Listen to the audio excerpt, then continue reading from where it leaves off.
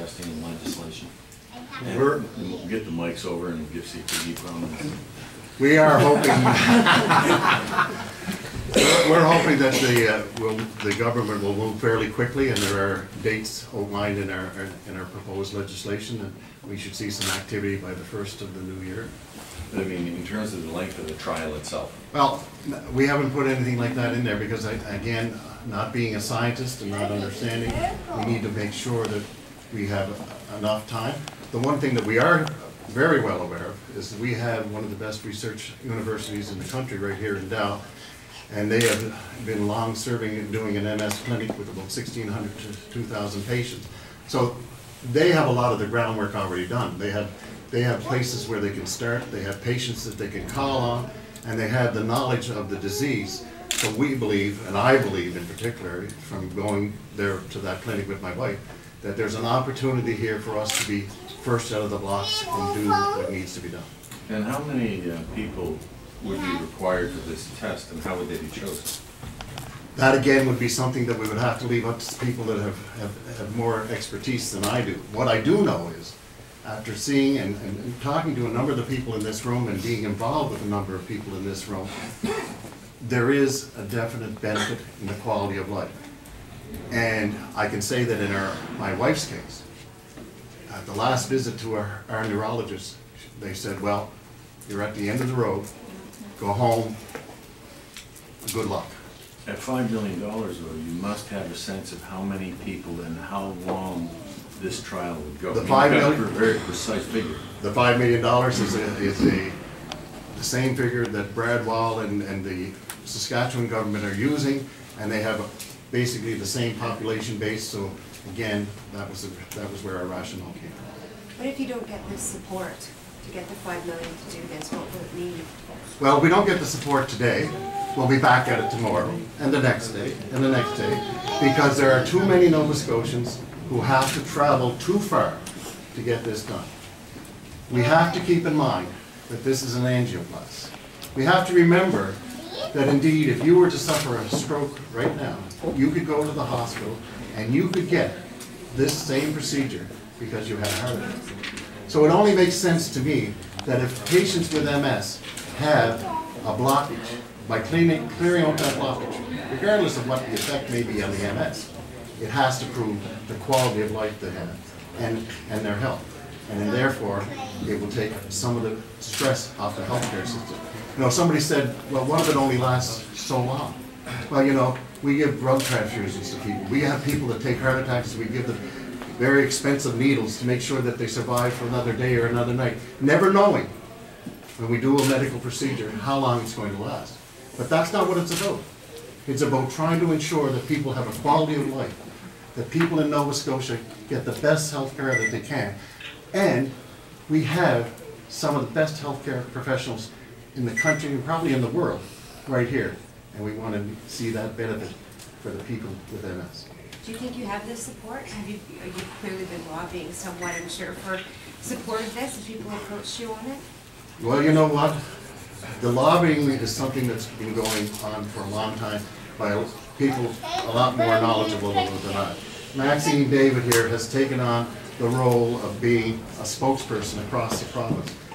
She has started a petition, and later today, I'll be tabling it in the House on behalf of MS patients, of over 10,000 individuals who support what we're talking about here today.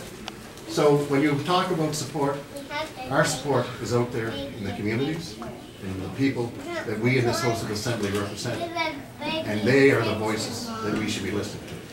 How many people in the room have had this treatment? Put your hands up. Okay, could you just give it a second here?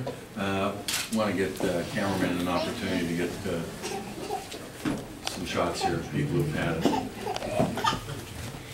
And just while you have your hands up there for a moment, can somebody tell me whether or not there are conditions, anyone who's been treated, is there a particular condition or a threshold you believe someone should meet before they do go through this procedure?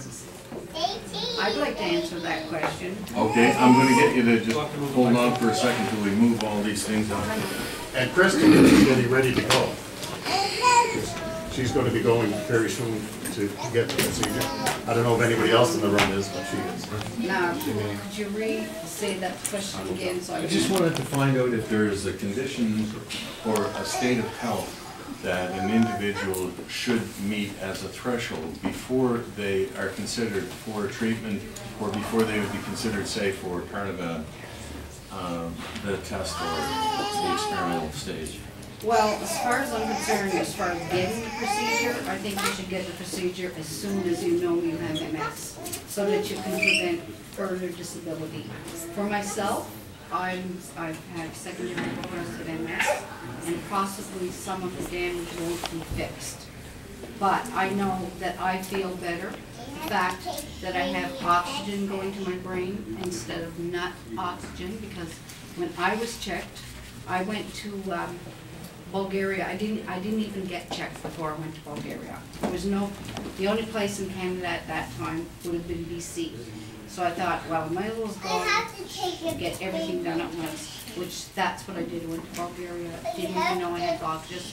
When I got there, one side was about 85% clogged. This side was 90 to 95% blocked.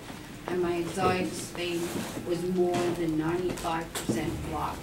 Those are all the main veins that bring the blood back to the heart to be get more oxygen. So before, what was going into my brain was blood that was already been used, so there wasn't any oxygen in it, and that's why there's immediate relief, and the problem with fatigue goes away, because now I have oxygen going to my brain instead of not oxygen going to my brain. There's no reason why that's not going to help anybody. Anybody that's in a wheelchair or wherever they are.